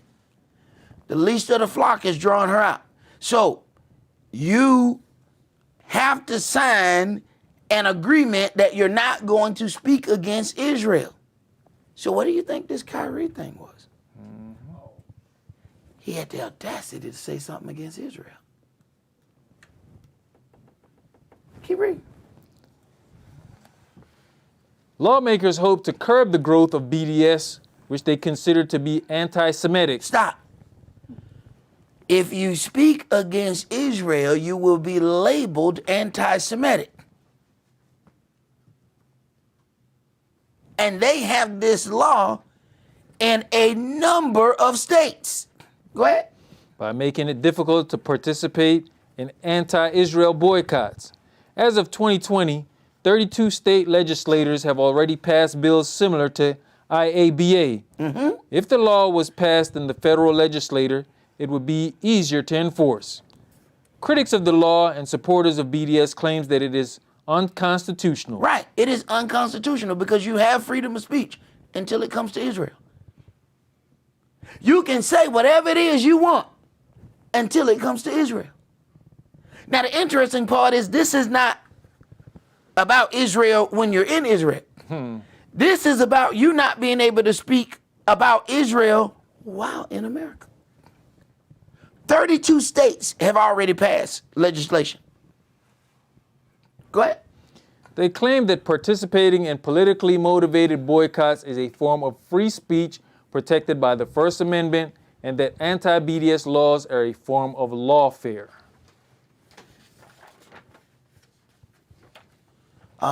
Jump to that. Go to that next one. That next A Texas elementary school speech pathologist refused to sign a pro-Israel oath, now mandatory in many states, so she lost her job. She was fired because she would not sign the agreement that she would not speak against Israel. So when you see, we think this thing with Kyrie just popped up. No, they had already passed laws. They've been firing school teachers. Mm-hmm. We get interested when we can't watch our basketball game. Man, they messed up, bro. Man, they might not make the playoff because of this, bro. This what we upset about.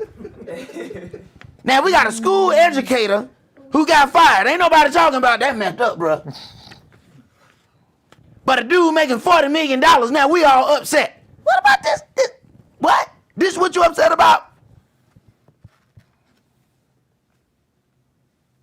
Go ahead. A major attack on the First Amendment. No credible advocate of free expression can remain silent about this. Free speech exception for Israel. Uh-huh. A children's speech pathologist who has worked for the last 9 years with developmentally disabled, autistic, and speech-impaired elementary school students in Austin, Texas, has been told that she can no longer work with the public school district after she refused to sign an oath vowing that she does not and will not engage in a boycott of Israel or otherwise take any action that is intended to inflict economic harm. Now, they can do economic harm to you. You cannot boycott. It says does not and will not. Go ahead. On that foreign nation. A lawsuit on her behalf was filed early Monday morning in a federal court in the Western District of Texas, alleging a violation of her First Amendment right of free speech. That language would bar MY not only from refraining from buying goods from companies located within Israel, but also from any Israeli companies operating in the occupied West Bank, an Israeli-controlled territory. The oath given to Amawi would also likely prohibit her even from advocating such a boycott, given that such speech could be seen as intended to penalize, inflict economic harm on, or limit commercial relations with Israel. Right. So then you're not allowed to do that not only against Israel, but you're not allowed to do it with anybody whom Israel has agreements with. And there are long things on this article that we're not going to go into. I do want to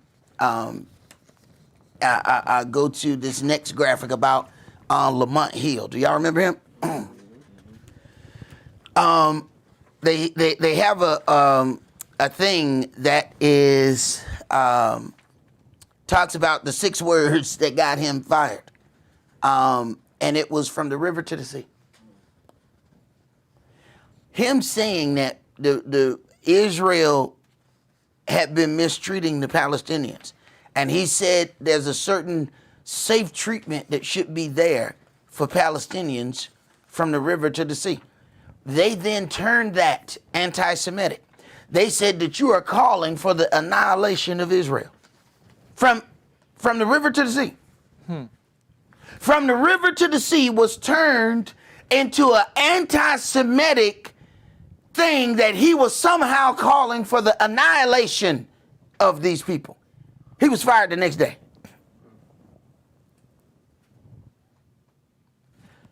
But start putting two together. You got the law. You have what we seen happen to a basketball player. We see what happens to this school teacher, and we see what happens to this CNN, which is also, I think he's a professor.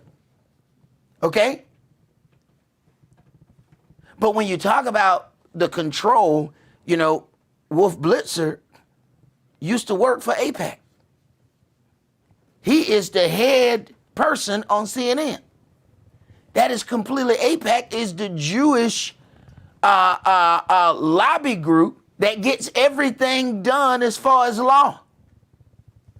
So understand the control that is wielded, around, and you can't go around there. You can't make those kind of statements. Made them statements, and it's a done deal. Nothing perverse. Nothing like anything Kanye that they say Kanye said, that they said this so-called documentary. He said, from the river to the sea. And he didn't have a job 24 hours later.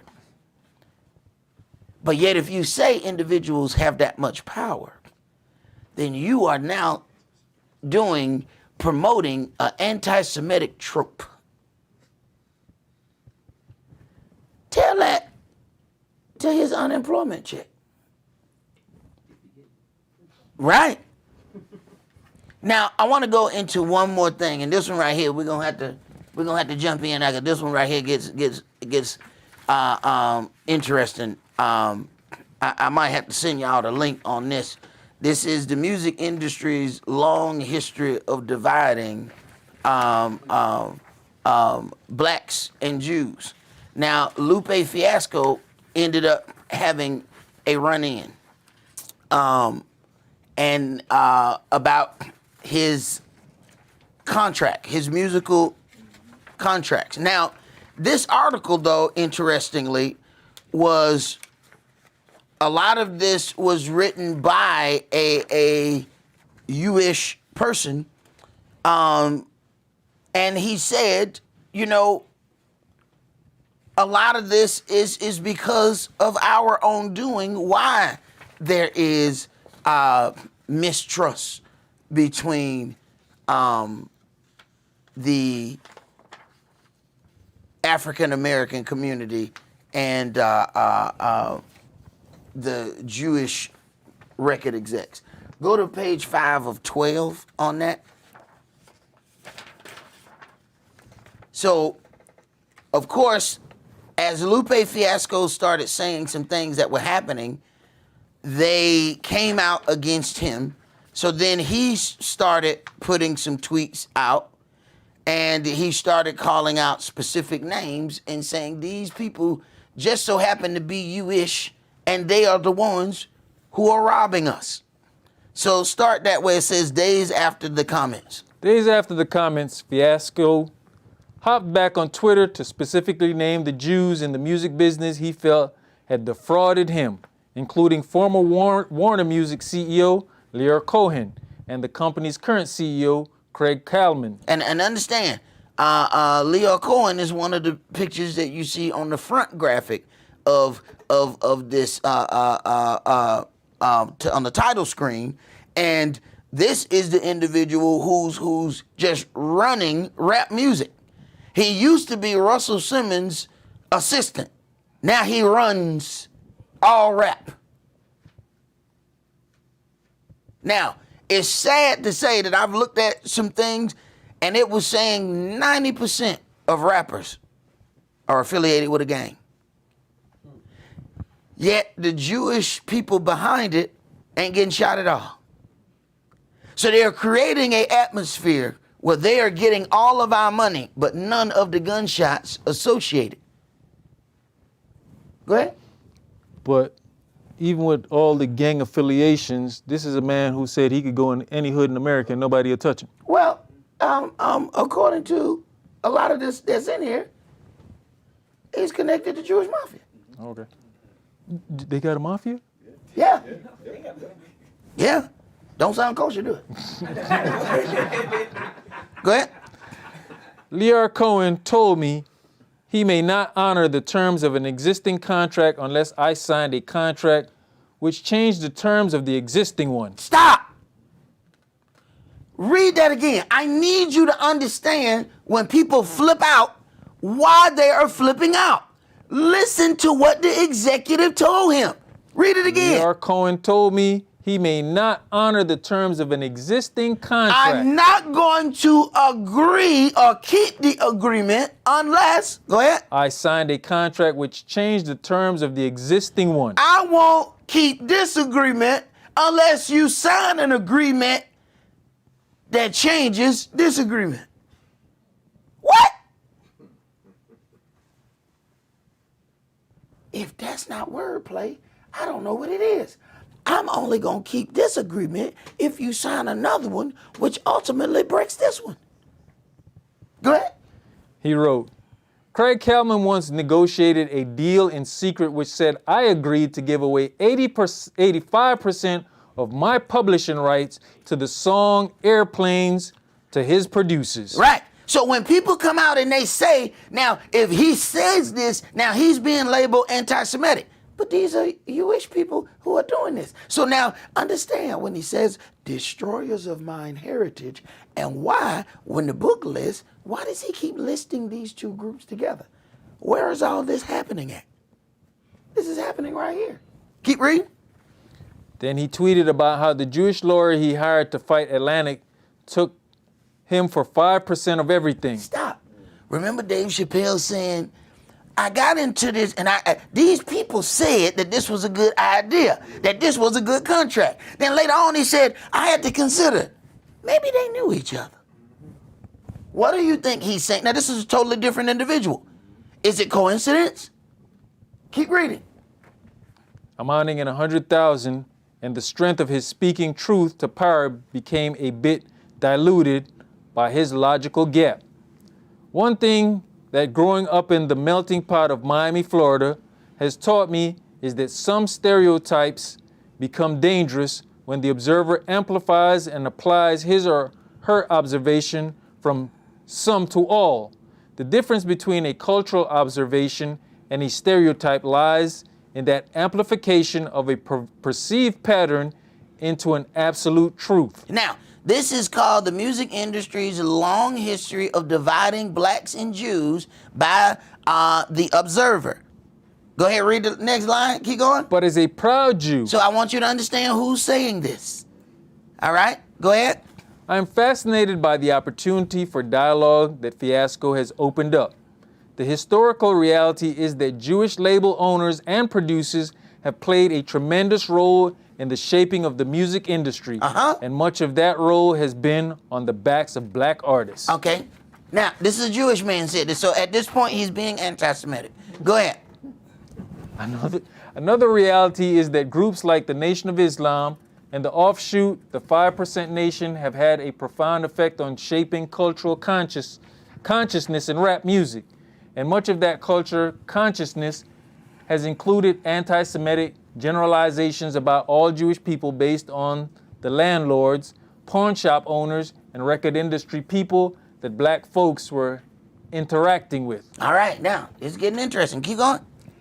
It's a complicated history worth unpacking because a core truth that reveals itself is one of shared history of cultures that share more in common with each other than anyone cares to remember. Now, this is, you're gonna deal with this wherever, because they're gonna swear they've been in slavery. Go ahead. Black and Jewish histories are both wrought with slavery. No, it ain't. No, it ain't. But you gotta go ahead and take that one so you can keep on reading the article. So we're gonna go ahead, we're gonna take that one on the chin, and we're gonna keep on going. But we know they ain't been in no slavery. Go ahead. Diaspora and displacement.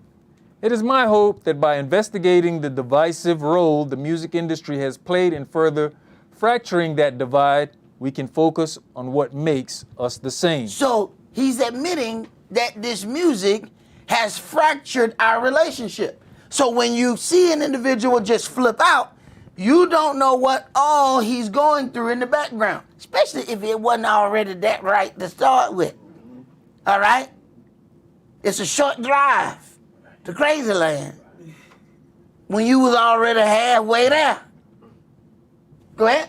Historically, Jews have done the jobs that were thought to be unclean or dirty by the gentry. In the Middle Ages, the church thought that handling money was a sin against God, so we became the tax collectors. In a move of Isn't that interesting? So you was forced to be a tax collector. We didn't want to do it. We didn't want to do it. We was forced to go in there and get that money. Okay. Go ahead. In a move of cultural reclamation, we ran with it. And when Jewish immigrants... They ran with it. They had to run with it. They had to run with it. Go ahead. And when Jewish immigrants sought work in an America even more racially segregated than now, they quickly acclimated to acting as landlords and pawnbrokers in Harlem, some of the only work open to them at the time. So this is just them. They had to do this. Keep going. James Baldwin recounted these years growing up in Harlem and succinctly explains how the animus was fostered. In Harlem, our landlords were Jews, and we hated them. We hated them because they were terrible landlords and did not take care of the buildings. The grocery store owner was a Jew. Listen. The butcher was a Jew. Listen. And yes, we certainly paid more for bad cuts of meat than other New York citizens. Now listen. Malcolm X said, how did I become anti-Semitic? He said, if a person says that they are being oppressed by the white man, and they said that the white man that they are being oppressed by is a Jew, he's just being descriptive of the white man who's oppressing him. Go ahead. And we very often carried insults home along with our meats. And the pawnbroker was a Jew. Perhaps we hated him most of all. But soon after, he came to the realization that the Jews was dealing with were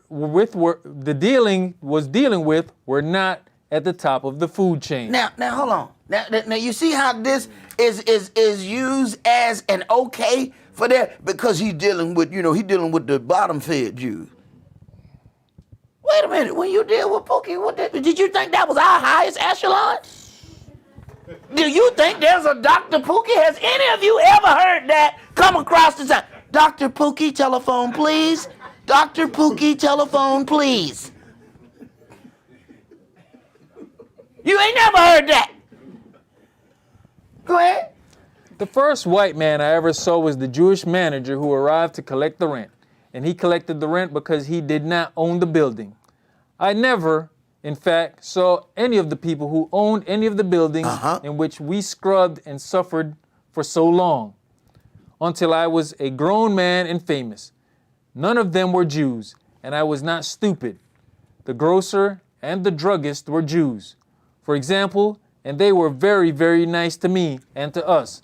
I knew a murderer when I saw one, and the people who were trying to kill me were not Jews. Said Dr. Martin Luther King. Dr. Martin Luther King Jr. famously explained his relationship as the beginning of tensions between the black and Jewish communities. When we were working in Chicago, we had numerous rent strikes on the West Side, and it was unfortunately true that in most instances, the persons we had to conduct these strikes against were Jewish landlords. We were living in a slum apartment owned by a Jew and a number of others, and we had to have a rent strike. We were paying $94 for 4 rundown, shabby rooms, and we discovered that whites were paying only $78 a month. We were paying 20% tax. When it says, do unto her as she was doing unto you. Understand. First of all, you got to understand how long this was ago if rent was $94. All right? So understand how long we have been getting robbed. When it says, rob her. So what they did, they put other people, these people were put in charge of keeping us down. That's why he mentions them together. Go ahead. The Negro ends up paying a color tax, and this has happened in instances where Negroes actually confronted Jews as the landlord or the storekeeper. The irrational statements that have been made are the result of these confrontations. Now, this is a Jew explaining to you. Do you understand how they got here? Do you understand why they're making these statements? You can't turn around and say stuff to them about the statement, but you're not going to deal with the situation that they've been put in. Where are these people now? Go ahead.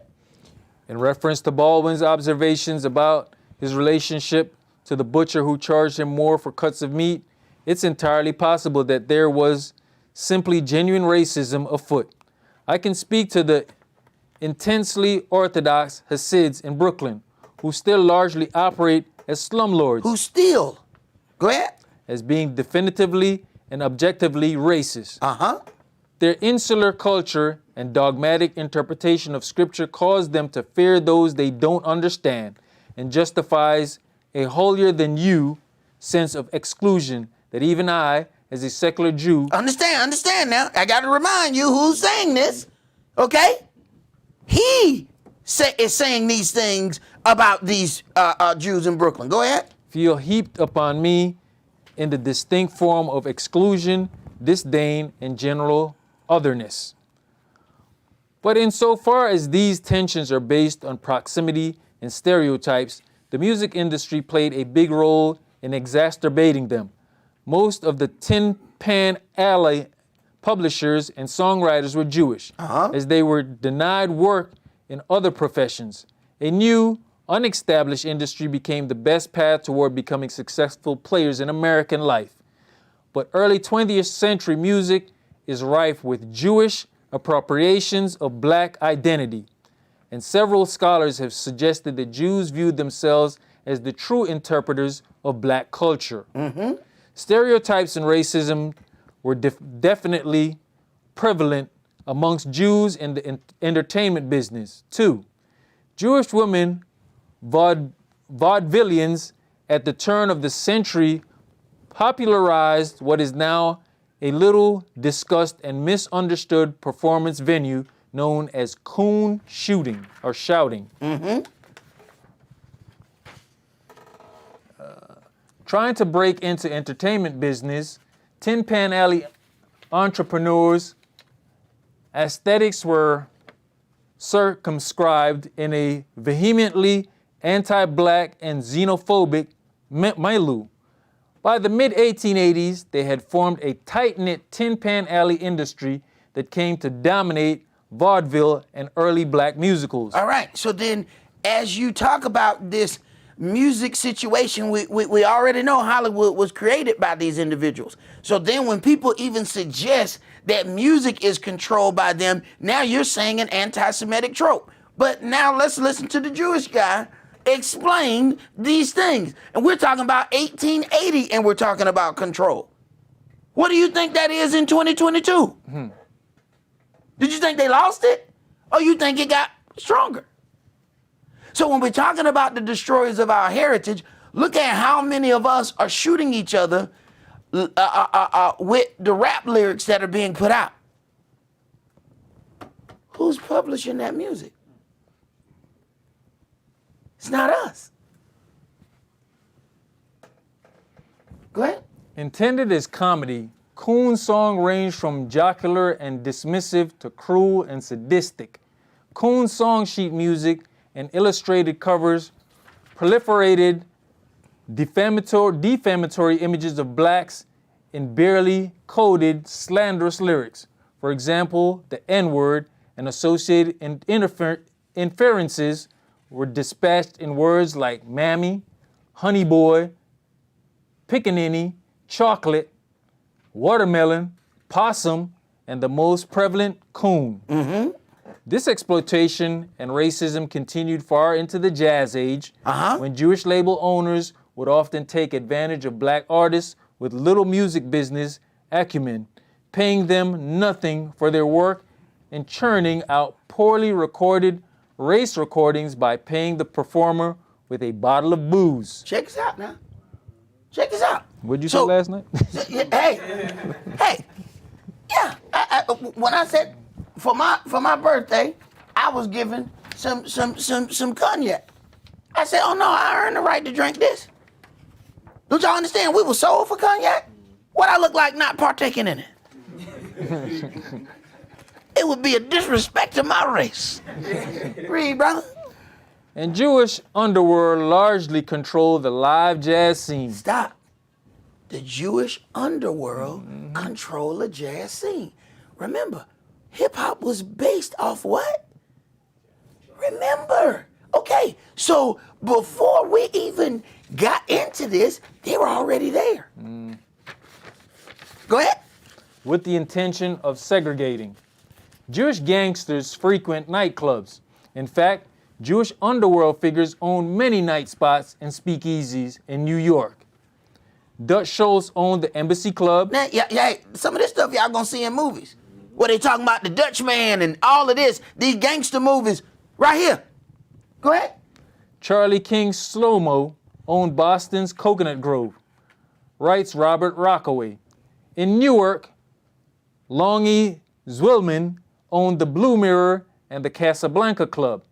Boo Boo Hoff owned the Piccadilly Cafe in Philadelphia. Detroit's Jewish Purple Gang owned Luigi's Cafe, one of the city's more opulent clubs. Jewish singers and comedians such as Al Jolson, Eddie Cantor, Fanny Bryce, and Sophie Tucker played in mob clubs. It continued to manifest through the popularity of blues music. Now, so we got Jews, we got Jews in the jazz. Now we got the blues. Keep reading. Consider Leonard and Philip Chess, Jewish immigrants from Poland who founded the seminal label Chess Records, which featured artists like Bo Diddley, Howlin' Wolf, Muddy Waters. Muddy Waters? We're talking about some of our best thing. Who put them out? Jewish. Go ahead. Muddy Waters, John Lee Hooker. Not John Lee Hooker. Go ahead. Etta James. What? Come on, bro. And Chuck Berry. Come on, man. Come on. Keep going. Some people have called, Leonard and Philip Chess visionaries who recognized the potential in the visceral blues of post-World War II Chicago, wrote bluesman Willie Dixon in his autobiography. A far greater number have branded the Chess brothers as exploiters who systematically took advantage of the artists who created that music. This history continues when we hear about George Clinton being defrauded of the publishing rights to his most classic songs, or when Ice Cube moaned about how MC Ren let a Jew break up my crew in reference to NWA's debilitatively criminal manager, the late Jerry Heller. So I really feel empathetic toward the narratives that has been presented to Black America about my people. And I can't about help... his people. All right? And he understands why it's there. Because there are things that have happened to him. So when Yahweh says the destroyers of my heritage, you're stealing their music. You paying them, wrong.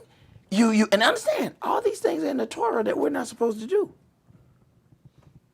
So all these people were gathering together, keeping the Sabbath, while they're doing all of these things and built empires off of stealing from us.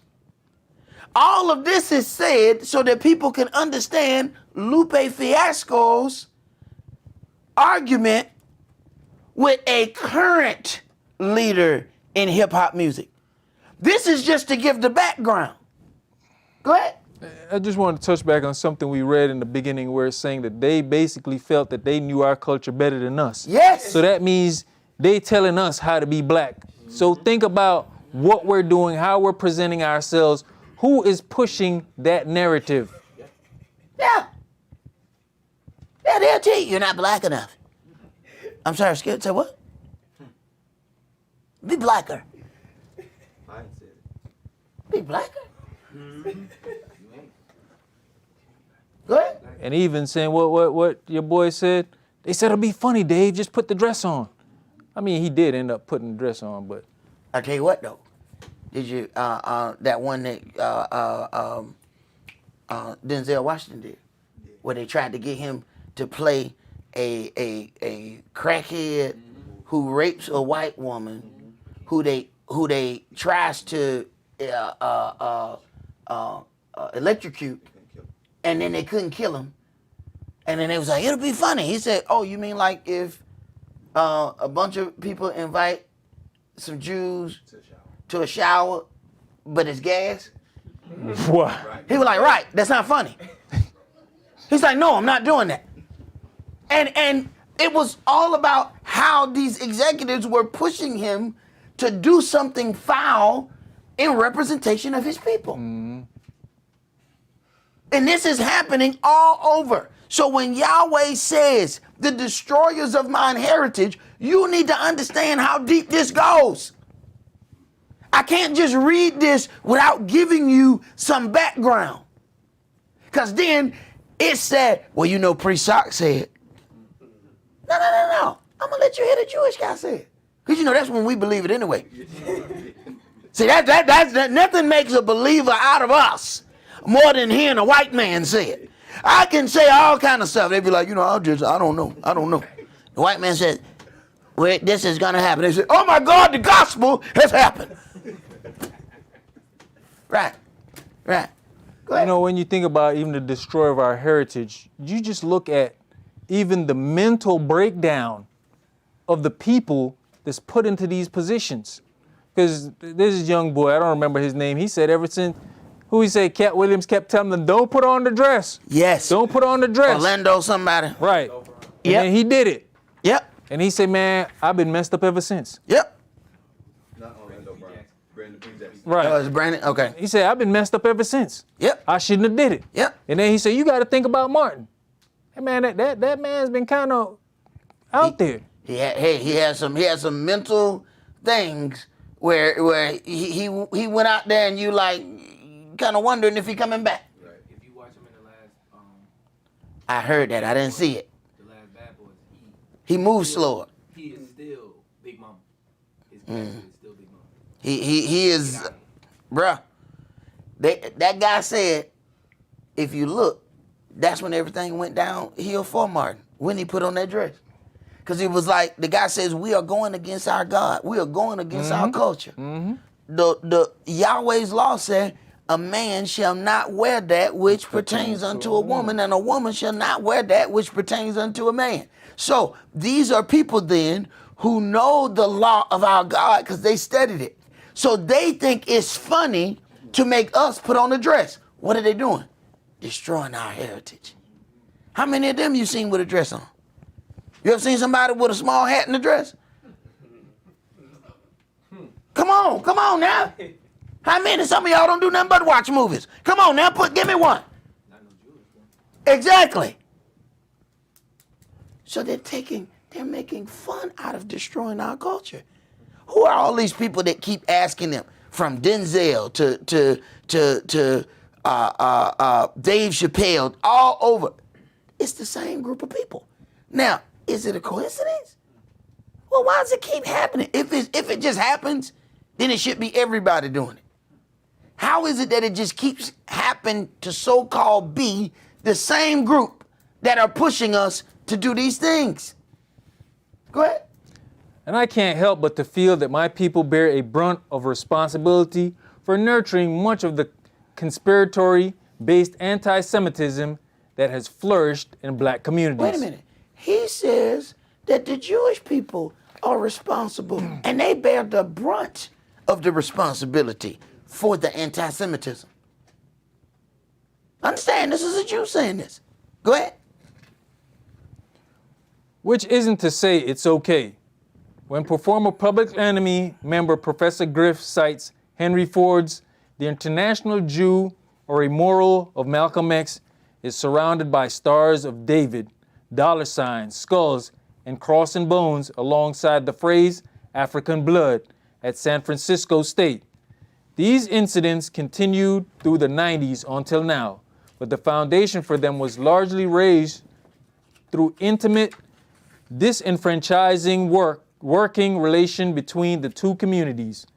Of those relationships, the Jews in the music industry seem to be complicit in most of the bamboozling. But there is not one Jew, despite how personal and historically consistent a narrative may seem to some black Americans. In the case of black-Jewish relations, the ambiguity of Jews, whiteness also played out in reverse, writes Cheryl Lynn Greenberg in Troubling the Waters. Now, that's as far as I'm gonna go on that, and I would rather end in there because we've gone through some things in Jeremiah 51 before. I'm not gonna hold y'all in that. We may go over that a little bit more in depth. I find it.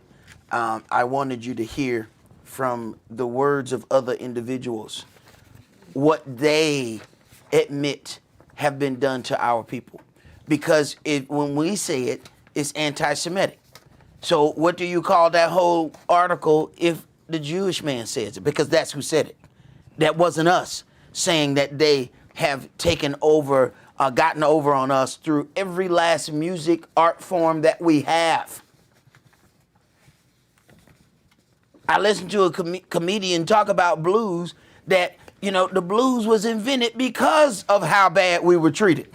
And here come the Jews and mistreat us in the blues. Check that out. It was created because of the hardships of our people. So that we need to understand the backdrop of all this, because we can read the scripture, but if you don't have a cultural connection to that, when people start pushing you, they're going to say, oh, that's just your interpretation. So we need to have a balance between what has happened in secular history and present day, and then what's happening in the scripture. So that when these conversations happen and you're being presented, you have more to add to the discussion than scripture. Because they're going to say that's just your interpretation of the scripture. But when you go and pull up, all right, well, let's read this right here. This happened, this happened, this happened. Am I interpreting that? This person said these people stole their publishing.